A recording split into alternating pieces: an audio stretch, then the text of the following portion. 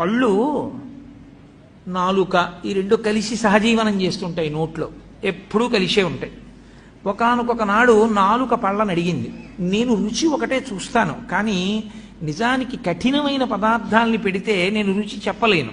ఓ పాలకాయలని చేస్తారు, అవి నేను చప్పరించలేను, కానీ మీరు పాపం కష్టపడి వాటిని నవిలి గుండ చేసి నా మీద పెడతారు.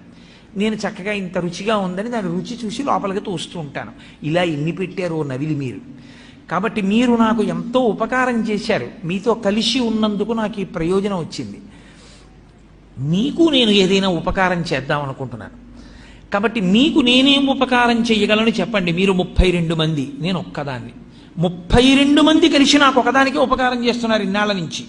నేను ఒక్కదాన్ని మీ 32 మందికి కూడా ఏదైనా ఉపకారం చేస్తాను, ఏం చెయ్యమంటారని అడిగితే పళ్ళు అన్నాయి, మాకు నువ్వు చెయ్యగలిగిన ఉపకారం ఒకటే, మేము పెట్టినదంతా తిను చక్కగా, పనికి మాలిన మాటలు మాత్రం మాట్లాడకు.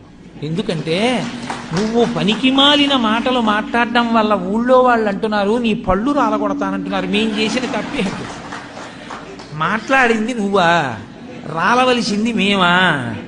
సత్సంగం లేకపోతే వచ్చేటటువంటి వ్యతిరేక పరిణామం కూడా అలాగే ఉంటుంది.